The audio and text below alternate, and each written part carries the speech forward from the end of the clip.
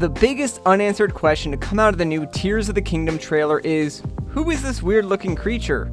And why are they uniting with Zelda at the end of the trailer? Well, hang on to your seats, because I think I've figured it out, and no, it's not who you're expecting. It's no secret that The Legend of Zelda has shared elements across all of its games. Things like the Triforce, the Goddesses, the Master Sword, the Sages, and so on and so on.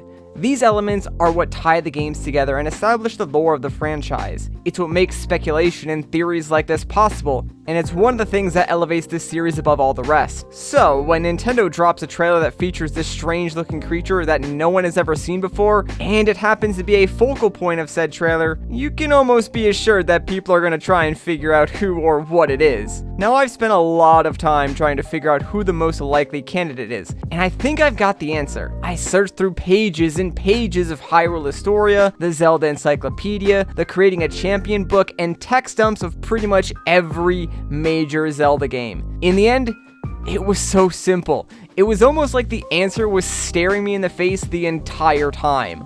Before we get into the nitty-gritty of this though, if you could take 1 second of your time and consider subscribing to the channel. I'm trying to reach 100,000 before the launch of Tears of the Kingdom, and I plan to cover the game extensively on this channel, so consider helping me out. I'd really appreciate it. Thanks. First things first, let's establish some things. Breath of the Wild is a unique game when it comes to the Legend of Zelda series because it combines elements from across pretty much every other game in the franchise. You have references to the goddess Hylia from Skyward Sword, references to the three golden goddesses Din, Nehru, and Faeror. You've got locations from Ocarina of Time, but also item descriptions that reference the Wind Waker. Even Wolf Link makes an appearance if you've got the right amiibo. Point being, navigating the lore of Breath of the Wild, and to a greater extent all of the Legend of Zelda series, can be tricky and confusing, but it's important to have a common understanding before we get into Tears of the Kingdom, since so much of our speculation relies on this base understanding.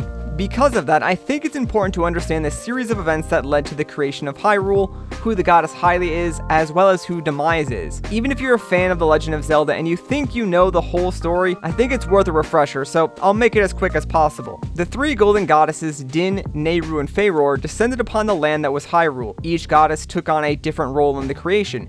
Din used her power to cultivate the land, Nehru used her wisdom to give law to the world, and Faeror gave life to those who would uphold the law. That's the essence of the event that the Deku Tree tells us about in Ocarina of Time. However, to get the full story, we have to jump back to Skyward Sword because that's only the first half. Shortly after leaving, the goddesses entrusted the Triforce to Hylia. Monsters started attacking, and Hylia thrust up a portion of the land into the sky, creating Skyloft. However, this was only a temporary solution. She knew she would need the power of the Triforce to truly defeat Demise and the monsters he was creating. Demise is the antithesis to Hylia, and his only goal is to take the Triforce for his own. If we were to relate this back to the pieces of the Triforce and what they represent, Hylia would be wisdom, and Demise would be power. There was one problem though. As a god herself, Hylia cannot use the power of the Triforce, so her solution was to give up her divine status and reincarnate as Zelda. That's why the kingdom is called Hyrule and the citizens are Hylians. They're followers and descendants of the goddess Hylia from back in the day. It also explains how you can have all those references in Breath of the Wild and it still works within the lore of the series. For all intents and purposes though, the important thing to know is that Hylia was Princess Zelda at some point, but that's really no longer the case. However, as her direct descendant, it would make sense as to why Zelda would specifically pray to her in Breath of the Wild. You might be wondering about the three goddesses then. After all, I did mention that Breath of the Wild references them too, and I'm sure anyone who's played the game has stumbled across the legendary sky dragons during their playthrough. These dragons are a direct link to the goddesses. Firstly, their names are Dinral, Naedra, and Farosh. Secondly, they follow the typical color schemes associated with the goddesses and their respective Triforce parts. Within The Legend of Zelda, green has always represented the Triforce of Courage, the goddess Faeror, and has been associated with Link. Blue, the Triforce of Wisdom, the goddess Nehru and Zelda, and lastly, red, the Triforce of Power, the goddess Din and Ganondorf. That's been the one constant across pretty much every Legend of Zelda game, and it's pretty much common knowledge to anyone who's played the game. It's also worth pointing out that the goddess Nehru also connects to Hylia, as she's described as wise in Skyward Sword,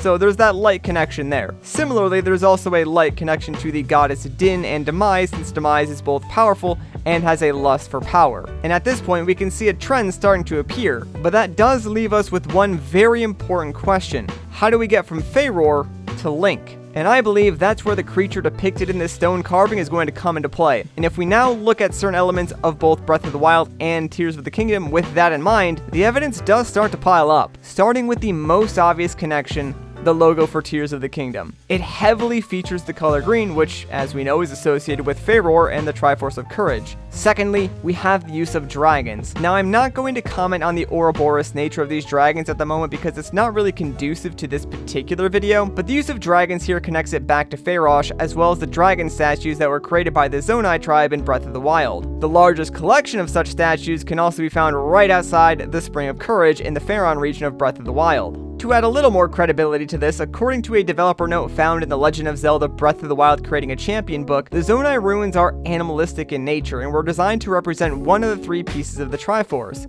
owls being wisdom, boars representing power, and dragons being associated with courage. The ruins of these dragons even resemble the dragons from the Tears of the Kingdom logo, which I don't think is something we can overlook here. Now, if we take a close look at the creature itself, we can see that it does appear to be human-like. Initially, I will admit I thought it did kind of resemble an owl, but upon second glance, it does have a more human and divine goddess type look to it. It seems like it's wearing an elaborate head dressing, has long hair, an elegant dress, and plenty of jewelry, which, in my opinion, would be quite fitting for a character who is supposed to represent the goddess of courage. And lastly, at the end of the trailer, Zelda is seen uniting with this character. This has led many to believe that it's the goddess Hylia, but Zelda already unlocked her awakening power in Breath of the Wild. Sure, she mentioned that she could no longer hear the voice in the sword at the end of the game, but I don't think that's reason enough for her to need to reawaken her power again. Instead, I think it's far more likely she's teaming up with the goddess of courage. After all, Link and Zelda teaming up to defeat Ganondorf, it's a pretty common theme within the series at this point. I think when we consider all of this evidence, the trends, and everything else I've presented in this video,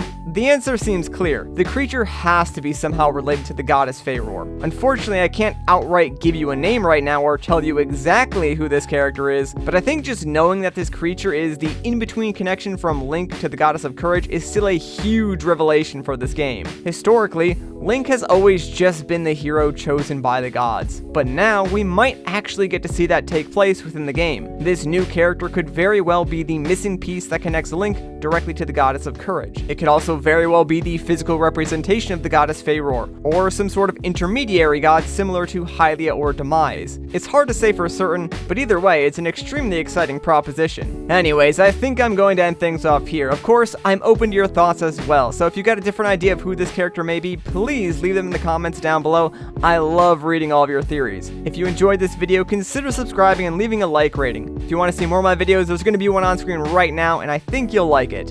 As always, my name is Matt, thank you so much for watching, and I'll catch you in the next one.